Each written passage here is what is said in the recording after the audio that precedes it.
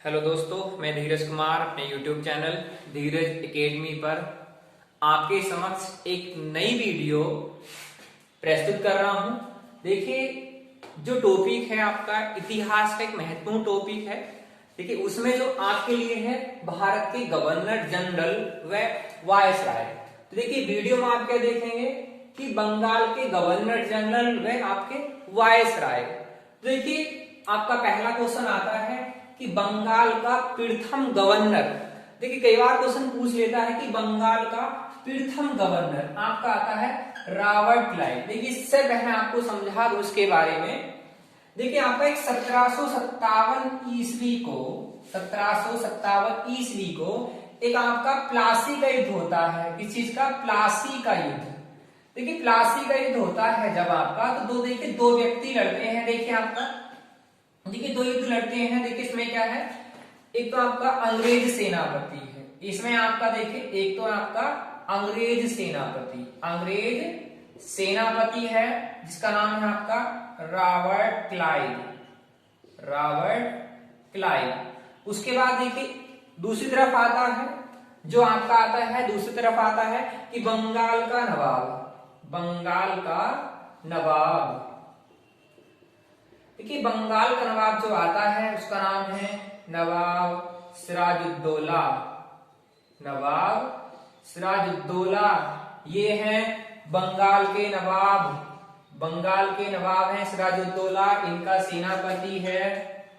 देखिए, कई बार सवाल पूछ लेता है सेनापति कौन था इनका? मीर जाफर। क्या था? बंगाल के नवाब सिराजुद्दौला का सेनापति कौन था? मीर कासिम। तो देखिए, इसकी धोखाधड़ी के कारण ये युद्ध हार जाता है और ये जीत जाता है, और ये आगे चलकर भविष्य काल में क्या बनता है कि बंगाल का प्रथम गवर्नर बन जाता है। उसके बाद देखिए, बंगाल का प्रथम गवर्नर जनरल। देखिए, बंगाल का प्रथम गवर्नर जनता है आपका वारेन हेस्टिंग। देखिए, वारेन हेस्टिंग क्या करता है? देखिए, बैठते ही 1774 ईस्वी में, यानी कि वारेन हेस्टिंग के शासनकाल में, 1774 ईस्वी में कलकत्ता में सुप्रीम कोर्ट की स्थापना होती। कहां पर? कलकत्ता में सुप्रीम कोर्ट की स्थापना होती है। कहां पर? कलकत्ता में 1774 ईस्वी में। यानी हम कह सकते हैं जो भारत का सबसे पहला एक्ट था रेगुलेटिंग एक्ट 1773 के रेगुलेटिंग एक्ट द्वारा 1774 ईस्वी में कलकत्ता में सुप्रीम कोर्ट की स्थापना होती है। इसके मुख्य न्यायाधीश पूछ लेता है, मुख्य न्यायाधीश और अन्य न्यायाधीश देखिए आपके अन्य न्यायाधीश। देखिए, अन्य न्यायाधीश में जो पूछता है 3 आते हैं। जो मुख्य न्यायाधीश समझ लिया आपका नंबर 1। देखिए, जो मुख्य न्यायाधीश जैसे आप कह सकते हैं इस समय वर्तमान में जो हमारा नई दिल्ली में उच्चतम न्यायालय स्थित है, उसका मुख्य न्यायाधीश कौन है? शरद अरविंद बोबड़े। तो जब स्थापना हुई थी कलकत्ता में, जब कौन थे? Sir Elijah Impey. उसके बाद देखिए अन्य न्यायाधीश देखिए लिमेस्टर हाइड चैम्बर्स। 3 व्यक्ति थे ये, यानी कि अन्य न्यायाधीश थे उस समय 1774 के जब कलकत्ता सुप्रीम कोर्ट की स्थापना, तो उसके अन्य न्यायाधीश थे ये आपके लिमेस्टर हाइड चैम्बर्स। उसके बाद देखिए बक्सर का युद्ध होता 1764 ईस्वी में।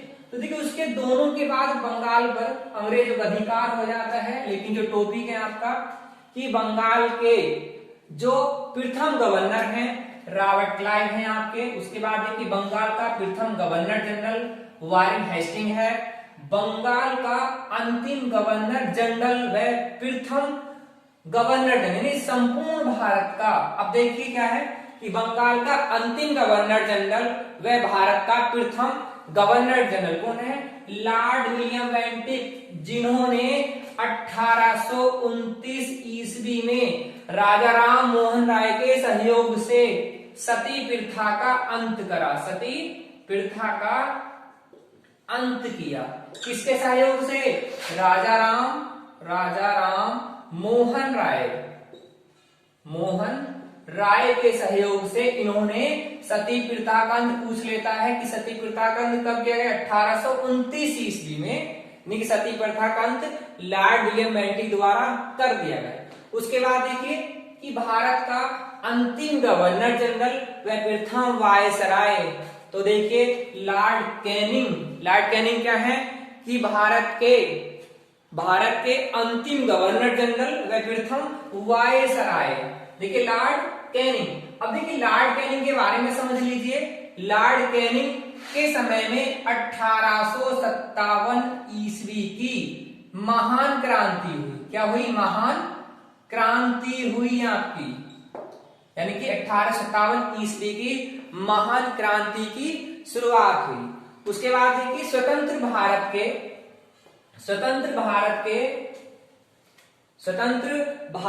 के समय, यानी कि हम कह सकते हैं स्वतंत्रता के समय भारत का गवर्नर जनरल लॉर्ड माउंटबेटन, यानी कि लॉर्ड माउंटबेटन उस समय गवर्नर जनरल थे जब भारत 15 अगस्त 1947 ईस्वी को आजाद हुआ।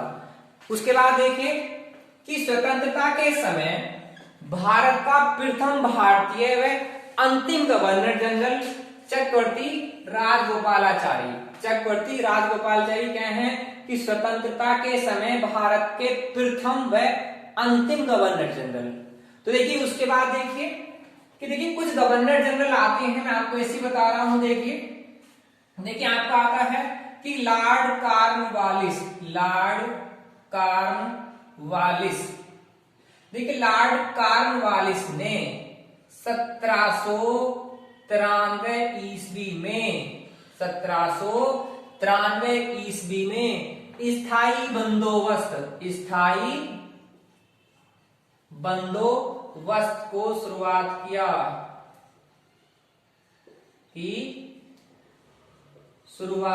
की, यानी कि लॉर्ड कॉर्नवालिस ने 1793 इसमें स्थायी बंदोबस्त की शुरुआत की। उसके बाद देखे लॉर्ड वेलेजली,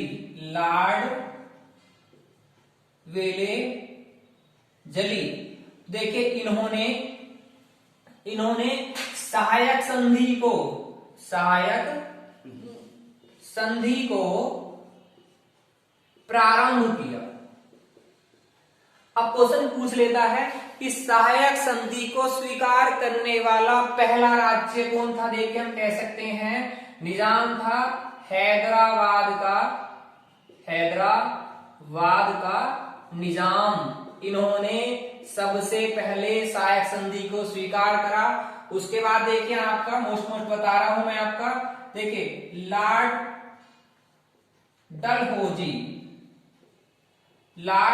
डलहौजी ने देखिए कह सकते हैं हम व्यापक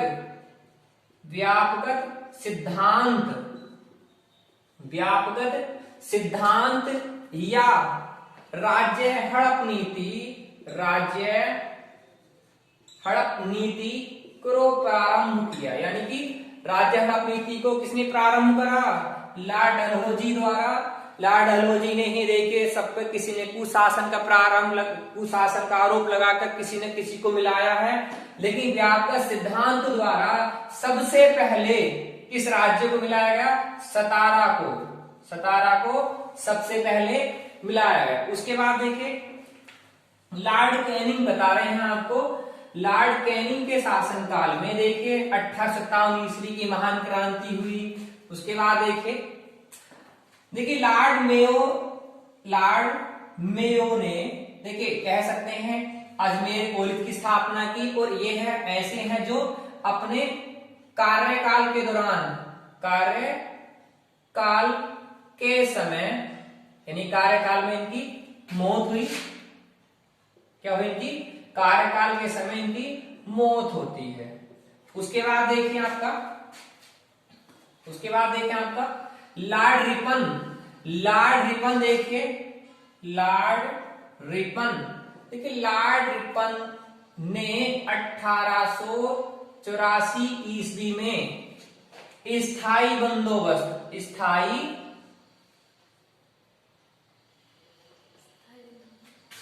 सॉरी 1884 ईस्वी में स्थानीय स्वय शासन प्रारंभ किया। ये क्या था, लॉर्ड रिपन ने। उसके बाद देखिए लॉर्ड